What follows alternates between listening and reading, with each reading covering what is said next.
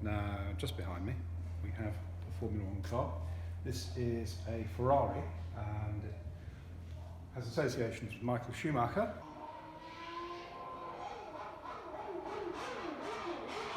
These are very, very fast cars. I mean, they're 200 miles an hour plus. But the main thing is not so much speed, it's acceleration. These will do 0 to 60 in about 3 seconds.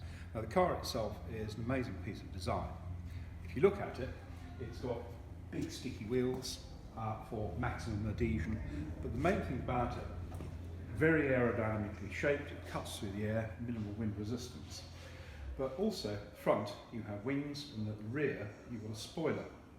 And what these do is to produce down thrust, and that actually glues the car to the track.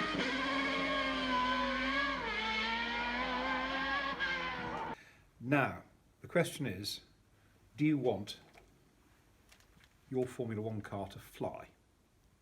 The inevitable answer to that is no, it's going to be disastrous. Now, this object is an aerofoil shape. What it actually is a piece of helicopter rotor blade. It's a Lynx Wildcat, manufactured just down the road in Yeovil by Leonardo. But the whole thing about it is the shape. Now, that shape is an aerofoil. Now, this way up, you've got the curve on the top and the flat side underneath. And this is how a helicopter rotor blade works. It's also how the wing of an airplane works. And I can show you how that produces something called uplift. Just here, if you can see that, that is an aerofoil shape. Now, at the moment, it's got the curve on the top and it's got the flat side underneath. So when I start the fan up, imagine that this is the wing of an aeroplane, and imagine that you're just moving off the taxiway onto the end of the runway. You're about to push the throttles forward for takeoff. So we'll start the fan going.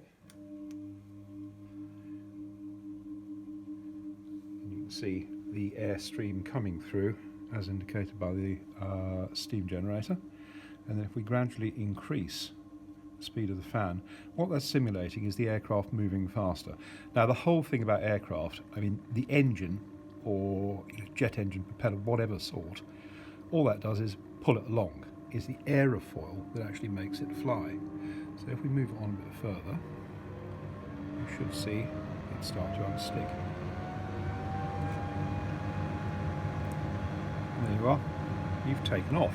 What's happened here is that you've got greater air pressure underneath, less air pressure over the top, caused by the hump. And that's actually what produces uplift. That's what makes your aeroplane fly. So what we need to do is think about how we're going to use the same shape, the aerofoil, in the wings and the spoiler of our Formula One car. When you look at modern Formula One cars, they are amazing. I mean, some of the Williams cars that we've got that are going on display are stupendous. You just stand and look at them and you think, my word, you know, there are millions of pounds worth of research that's gone into these and the way they cut through the air. But it's basically all down to the aerofoil at the front and the back. What I'm going to do is I'm going to take the aerofoil and I'm going to turn it the other way up. Now, bets on whether it's going to fly or do what we want it to do, which is stay on the ground.